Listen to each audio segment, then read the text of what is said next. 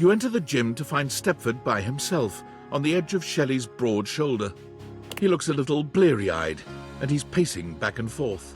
In the pale moonlight, he doesn't quite look like himself. I guess not. Hope I'm not keeping you awake. Just having a little trouble getting my brain to shut off before the big day. I've been rehearsing things in my mind. Just want to do everything perfectly, you know?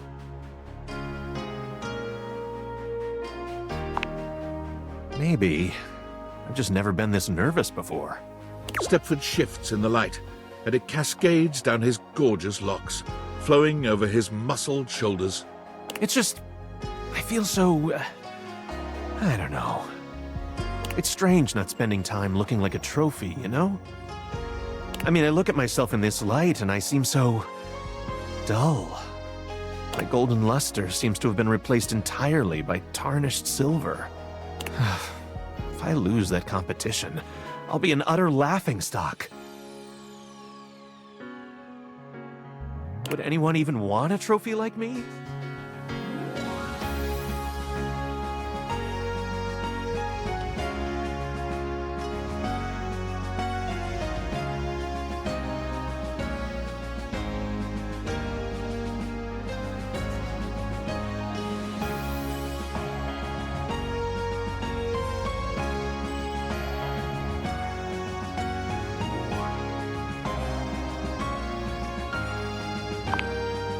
Stepford turns to you, fixing you with his electrifying gaze. Somehow he seems to channel the whole atmosphere of competition into his heavy-lidded glance. Your heart races. You feel a tingle of anticipation run up and down your spine. You always know just what to say.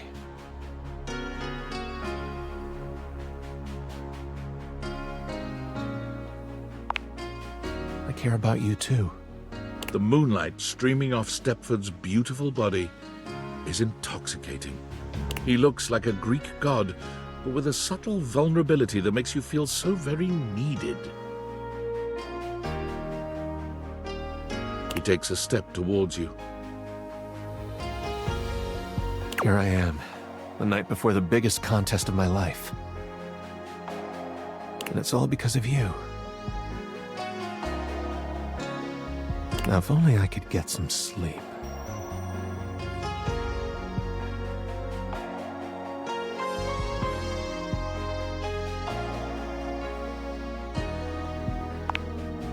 I think that's exactly what I need. Stepford finally touches you, and the heat where his body meets yours is like molten gold. I want to be your first place lover. Stepford's hands may be metal, but his caress is silken and tender. He allows you to take your fill of his muscled form, seeming to take great pleasure in your consumption of him. Yet when the moment calls for a gentle touch, his hard body is surprisingly soft, giving beneath you. All this stamina training sure is coming in handy right now. Finally, as the sun begins to rise, Stepford collapses beside you. Satisfied.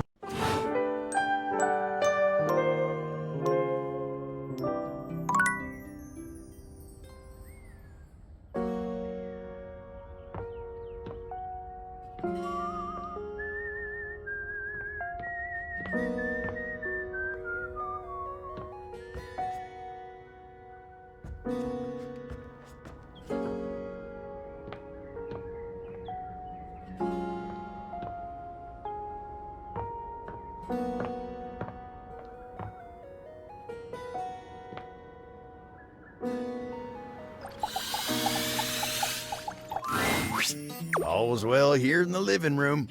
Been working real hard today. Think I might take 5 and go get some coffee with Koa.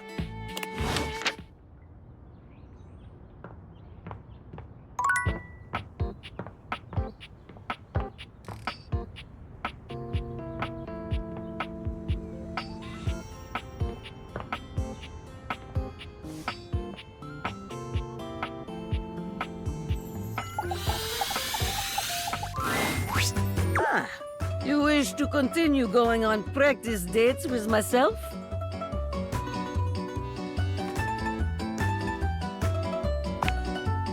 For me? Now?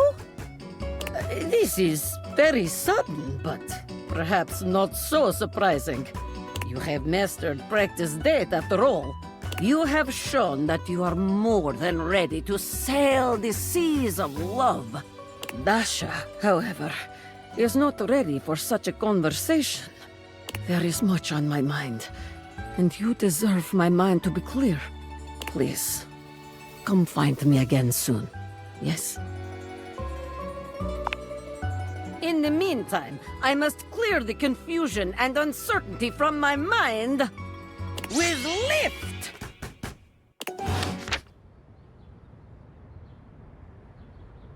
Oh!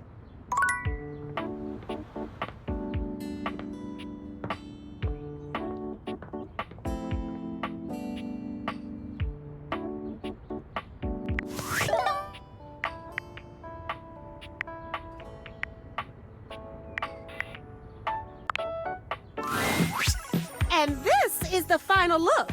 What y'all think? Follow the link in my bio for a full list of all the pieces. She holds up a finger, pausing for a moment. Ooh, sorry, 1 sec. I just need to upload this real quick. There, done. Any longer and I would have missed my upload window. You know how the algorithm on Facebook is. If you don't post every day, you completely lose your viewership. Woo, it's a grind, but my fans are worth it.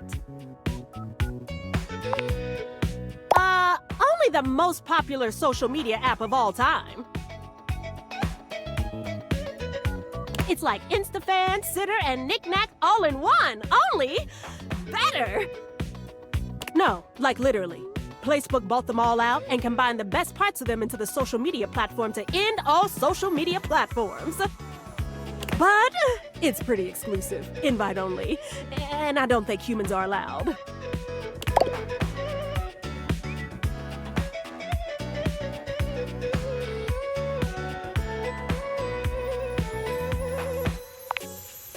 It is! Much less drama when you can exist forever without moving.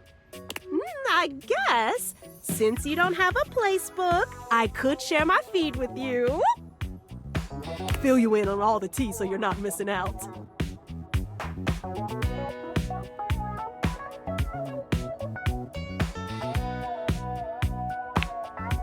Ooh, are things heating up in here or is it just me? Ooh, I don't think you can see them even with your fancy glasses, but at least I can tell you what I've been up to. Alert, temperature warning. Woo, not again. Huh? Oh, it's nothing.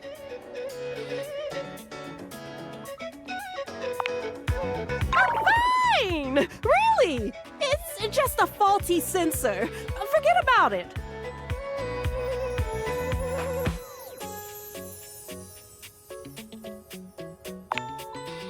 Oh, huh? I do? Weird. I feel totally fine. It's probably just acting up because I did an extra hour on live. Trust me, I just need a nice hard reset and I'll be good to go. I'll catch up with you after. Try not to miss me too much.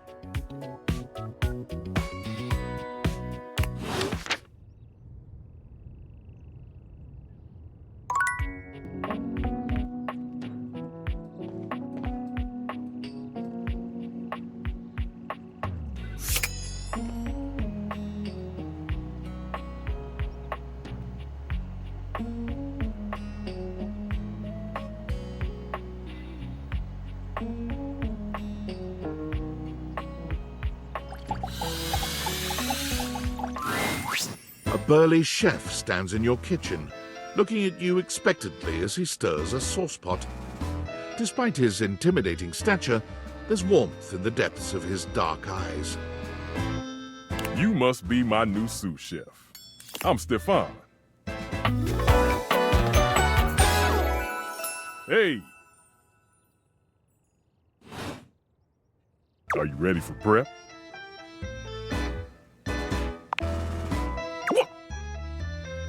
Stefan regards you in silence for a few long moments.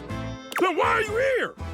An adorable chicken-shaped timer slides into the conversation, settling on Stefan's shoulder.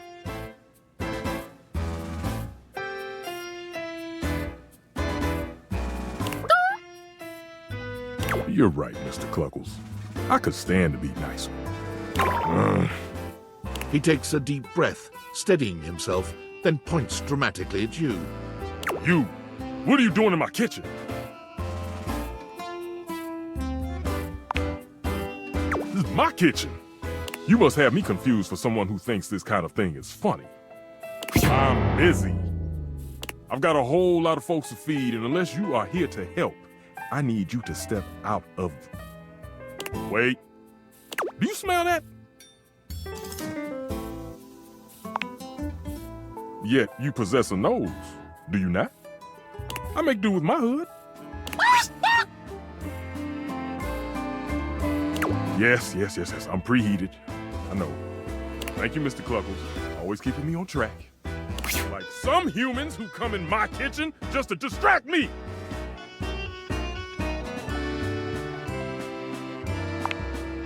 That little chicken timer offers more help than you can imagine. He understands the type of establishment I'm trying to run around here. Only a human who doesn't understand cooking would ask me that. Cooking is life! It's not just food, it's your soul. Maybe one day you'll understand that. Until then, I'm wasting heat standing around here talking to you. Well, of course they do. And they didn't know a crate from a grape, so I couldn't give a damn about what they say.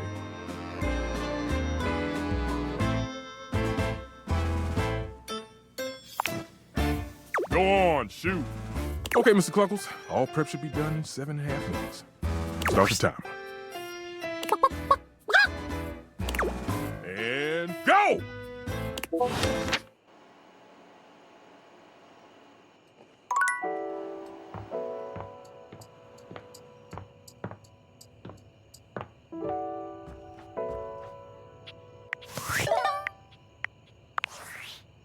It's me. Were you followed? Is this signal encrypted?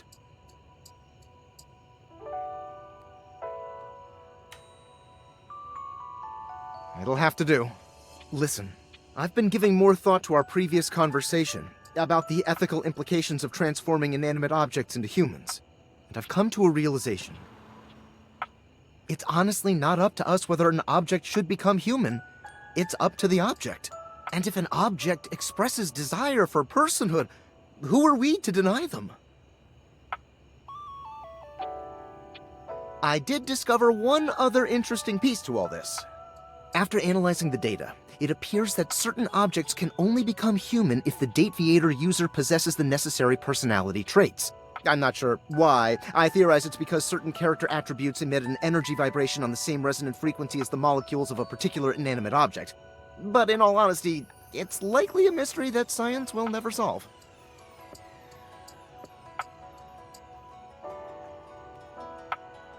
That science will never solve. Regardless, I was able to discover which personality traits seem to resonate with each inanimate object, and I've uploaded that data into the Dateviators. I've labeled it Realization Recipes. You should be able to access those files now. I'm so sorry, but there's no time. Valdivian's goons were closing in, so I was forced to flee to a country in South America to avoid detection, and my cell carrier's overseas data plan is very limited. Seriously? 10 megabytes a day? I can barely send a GIF, what a joke! Remember, check the Dateviators for the Realization Recipes.